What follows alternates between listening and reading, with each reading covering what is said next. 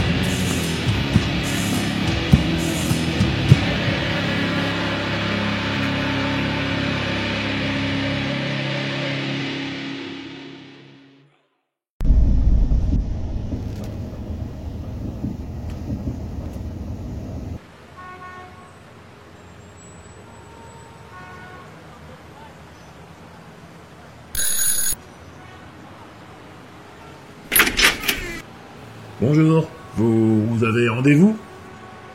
Oui, avec le docteur Larnac, c'est ça? Oui, d'accord. Bon. En ce moment, il y a une nouvelle grippe qui arrive un petit peu partout dans le monde. Donc pour avoir accès au CSPJ, le port du masque est obligatoire. Carrément? Alors, ici, nous avons des personnes fragiles, donc on les protège. Si vous n'aimez pas les allergènes qu'il y a dans nos masques en papier, vous pouvez par contre acheter un masque en tissu et venir avec. L'accès sera autorisé. Ok. Ouais. Alors, il faut mettre du gel. Dans vos mains. Bien, mais j'y ai pas, genre.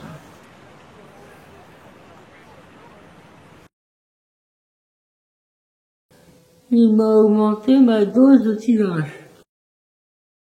Encore? Il m'a dit que parce que mon corps il change. Du coup, il faut une dose plus forte. Mais de toute façon, il a raison. Sans médicament, tu peux pas prendre soin de toi-même. Ça nous aide. Moi maintenant, il me rajoutait de l'adrétrici.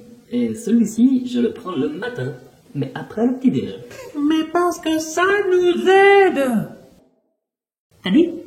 Hé, tu t'appelles comment?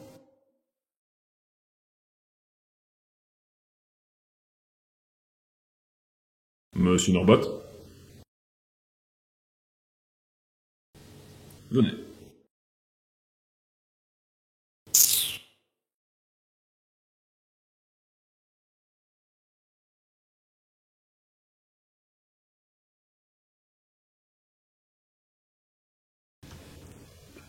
Bon, Avant de commencer la séance, je tiens à vous annoncer que le directeur de votre collège m'a parlé de votre déscolarisation, et vous n'avez que 12 ans.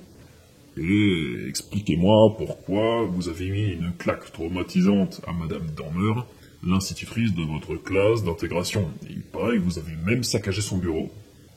Ensuite, j'ai lu que quand même, au départ, vous étiez le premier de toutes les classes, et que votre niveau a baissé d'un coup, et vous avez fini en classe de remise à niveau intégrée dans peu de matières. Bah j'étais encore bon en techno, en maths, en histoire géo, en anglais et en EPS. Le reste, ils ont pas voulu que je continue. Et pourtant, l'école se fait pour apprendre.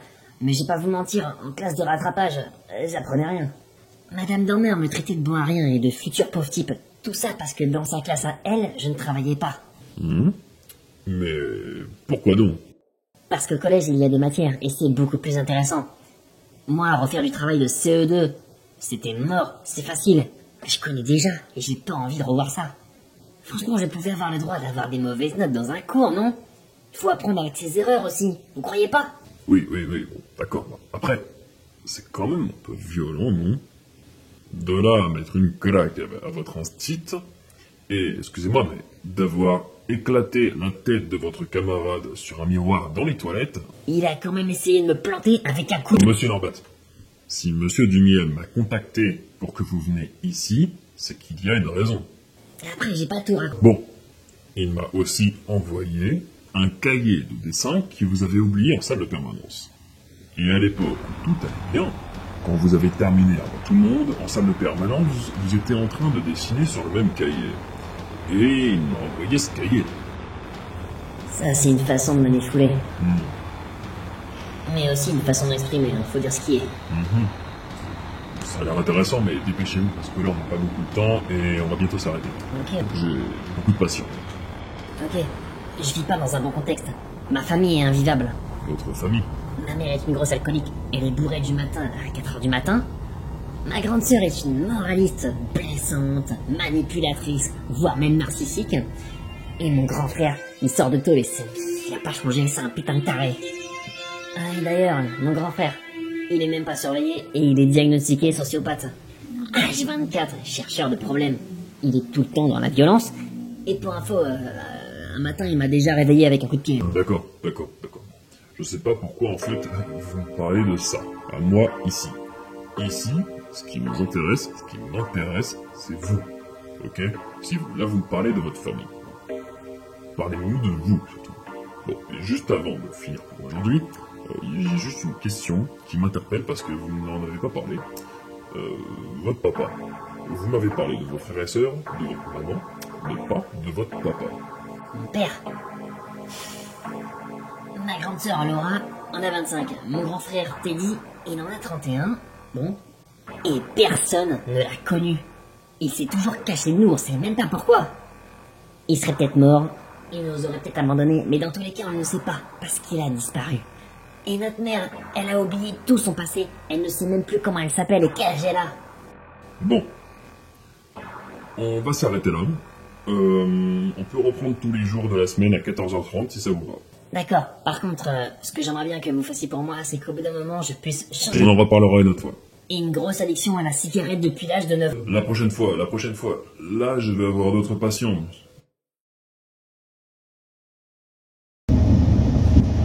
Rastrit. Attention à la marche en descendant du train.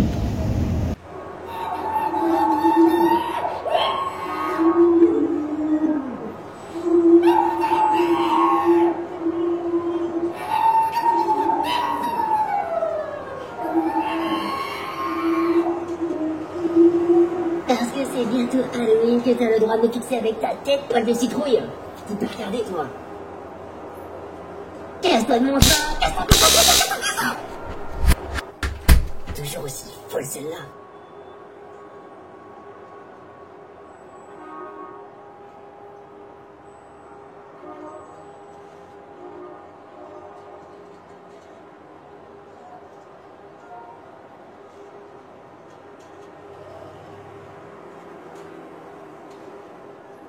$50, 100, 200, 300, 400, 500, 1000, 1500, 2000, 2500, 3000. 3500. 4000. Tu m'as fait peur, espèce de taré. Caméra! Je suis en train de travailler à côté. Et je fais pas de la merde, moi. Pas question de la couper, cette cam. Dis donc, t'en as du Grisby. Et qu'est-ce que tu insinues par là? J'y touche parce que c'est le mien. Non, mais c'est pas ça, Laura. Mais il faut qu'on parle. Oh. Alors, parlons. Là, c'est trop. Maman devient un vrai mort-vivant. Alors, au lieu de lui amener une bouteille, on devrait l'amener en désintox.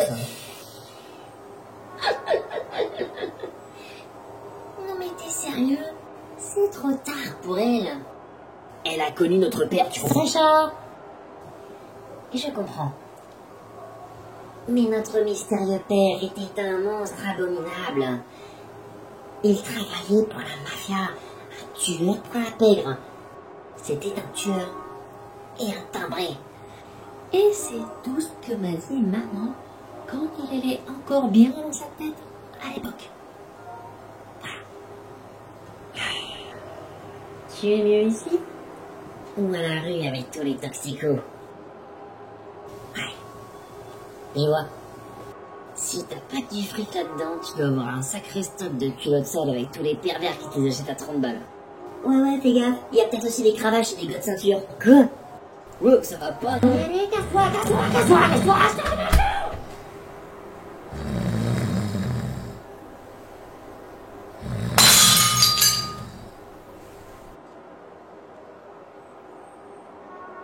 Un ou deux enlèvements par soir. Le ravisseur pose une marionnette à l'endroit où la personne a été kidnappée.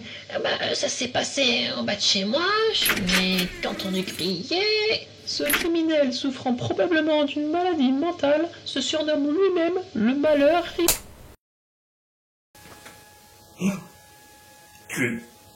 Christiane? Tu es revenu? Mais... Où? On était passé!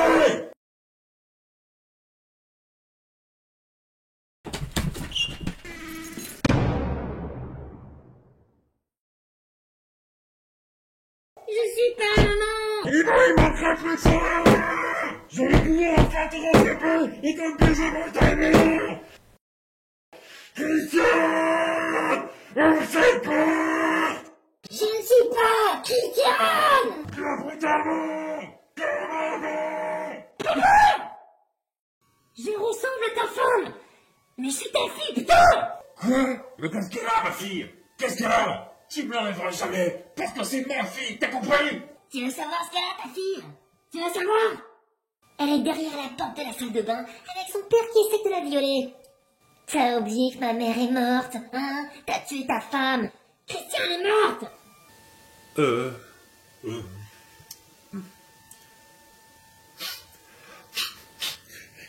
Ok. Il y a une boîte de médicaments sur le lavabo. Angéline. Ouvre la porte. Donne-moi vite mes médicaments. Mes médocs. Angéline. Tu m'entends? S'il te plaît.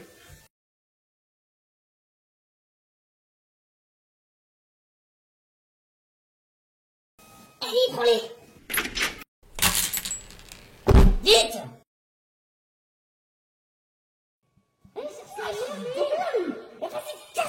Bouquin de merde, mon pervers. Ta bouquin, l'action, c'est bérec. Quoi, bouquin? Wesh, on vient de claquer de chaussettes, c'est pas les mieux.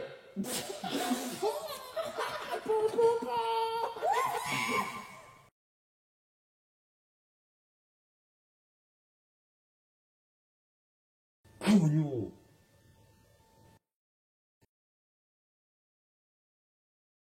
Wesh, pourquoi il y a plus de courant, là?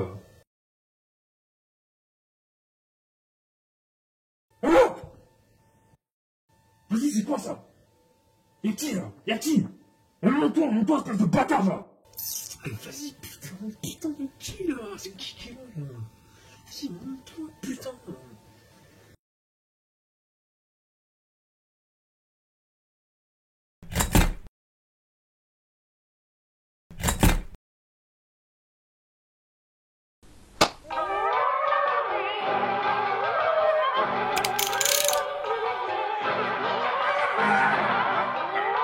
mais c'est quoi ce mec là?